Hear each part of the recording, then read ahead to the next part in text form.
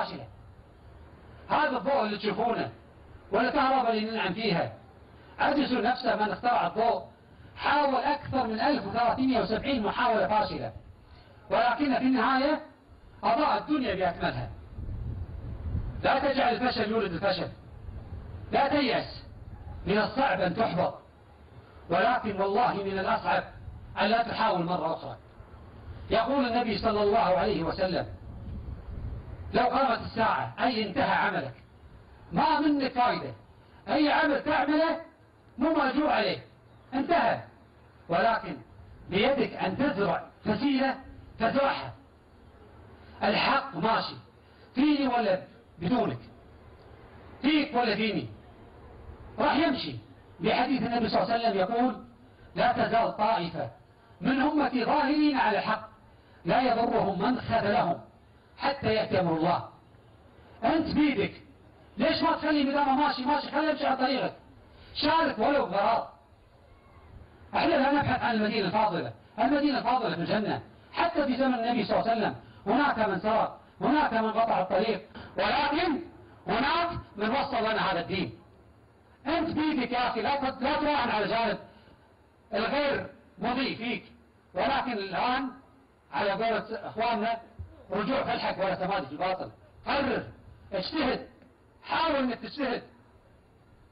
أقرب مثال للأسف مثال جيد جارتنا العراق.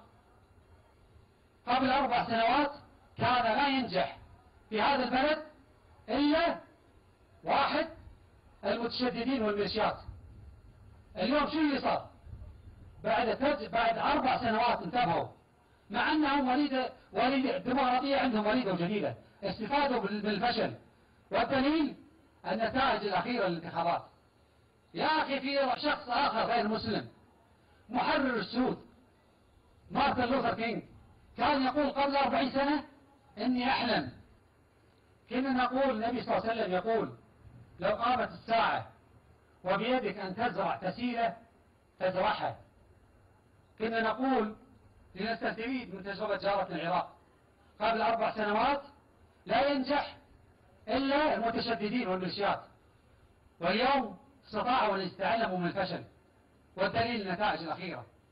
قلنا أن مارتن لوثر كينج محرر السود، وهو شخصية غير مسلمة، آمنت بنفسها، قالت يوم من الأيام أن لدي حلم أن البيض السود يعيشون نفس الحي، لدي حلم أن البيض السود يذهبون إلى نفس المدرسة. لكن والله لم يحلم أبدا أن بعد 40 سنة سوف يكون حاكم الولايات المتحدة أسود.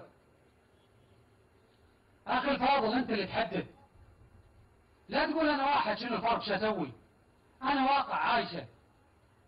أنت الفرق كله، أنت الأهم، أنت الأساس. يا أخي آمن اللي أنت تبيه راح يتحقق. اجتهد، شوف الأفضل، شوف الأصلح، عشان جيل كامل ينتظر يشوف شنو قراراتنا اليوم. على الأقل آمن بما يمكن لك أن تكون، آمن بما يمكن لنا كلنا أن نكون، لنؤمن بما يمكن للكويت أن تكون. سعدت بحضوركم وجزاكم الله خير، وتشرفت بحضوركم.